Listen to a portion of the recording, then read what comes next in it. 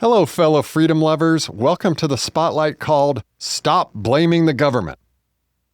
While I was putting together this spotlight, I happened to be reading a book titled One by One by Freida McFadden. The beginning of the book reminded me of this spotlight topic. The book involves three couples who are taking a week's vacation in a remote hotel in the woods. While making the long drive to the hotel, they stop for lunch. Lindsay, one of the three women, is starving and is ready to dive into a nice big juicy bacon cheeseburger. But her boyfriend, Warner, talks her out of it, reminding her that they are both running a marathon in a few weeks and she needs to eat healthy. She relents and orders a salad with no dressing. Later in the day, as the couples are driving in the woods on the way to this remote hotel, their SUV breaks down. Lindsay, the salad eater, is nervous to walk in these remote woods. She wants to stay in the car while the others go to the hotel and get a ride back to pick her up. Lindsay tries to convince her best friend, Claire, to stay with her. Claire wants to stay in the SUV, but ultimately decides that it's better to stick with the other four people who want to walk the 2 remaining miles to the hotel. So, she convinces the reluctant Lindsay to go with her. The 6 of them start walking through the woods to the hotel.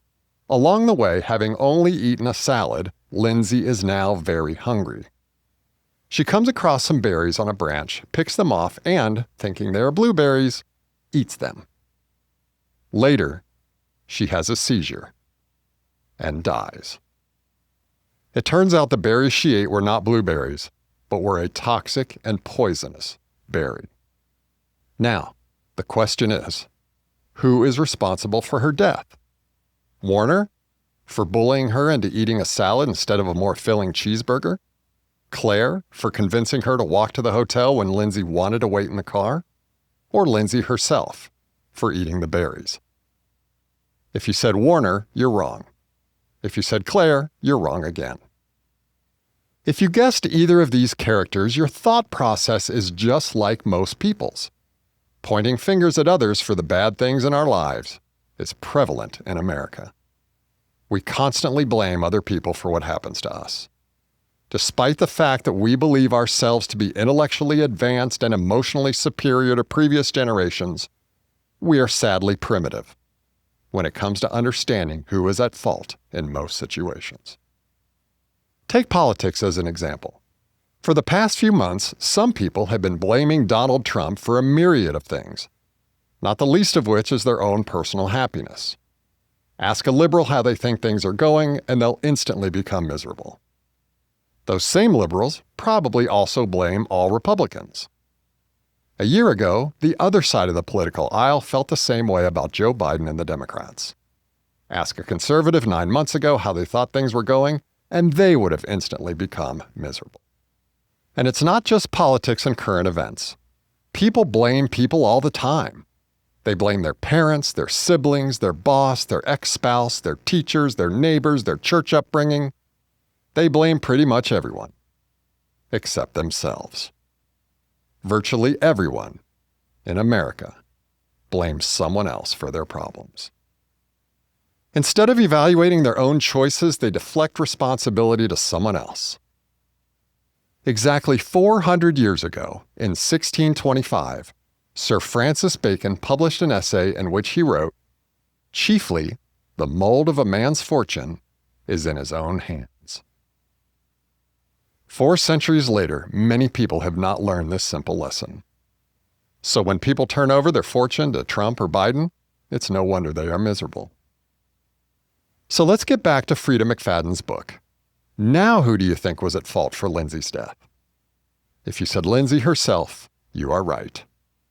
At the diner, she could have insisted on getting a more filling meal. In the SUV, she could have stuck to her guns by waiting while the others went for help. And at the berry bush, she could have avoided eating a fruit she knew nothing about. Personal responsibility needs to become fashionable in the year 2025.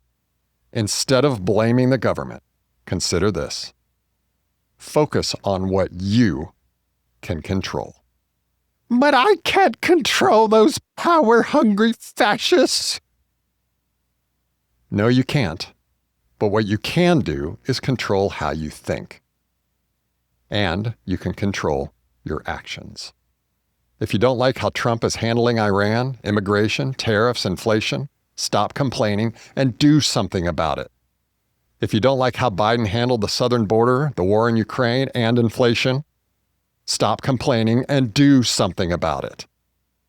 But Curt, what can I do about it? Those fascists in government do what they want. See, you're doing it again.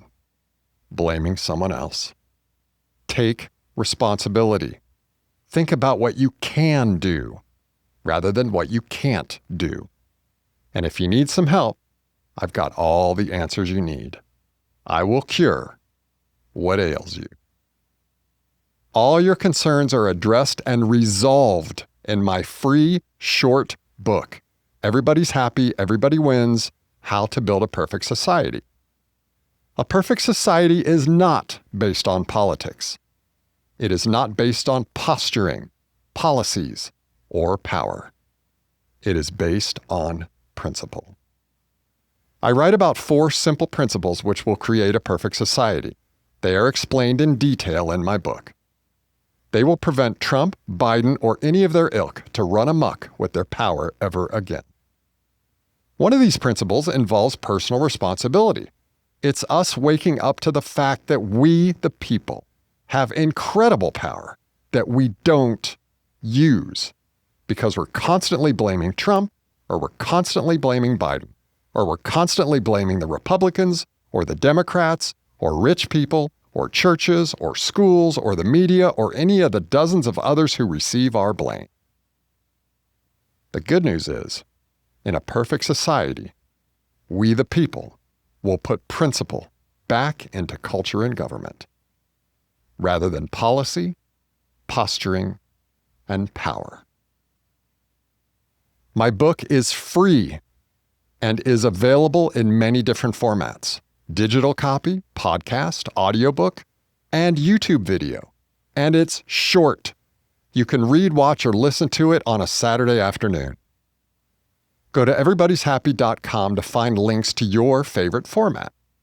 Pick your favorite format and feel your stress melt away as you learn how we can build a perfect society in less than 2 years, where everybody is happy and everybody wins. Change doesn't start with politicians. It starts with you. You can finally stop blaming the government. You can finally be at peace. You can finally move society forward in a more productive way. If you don't, you have no one to blame but yourself.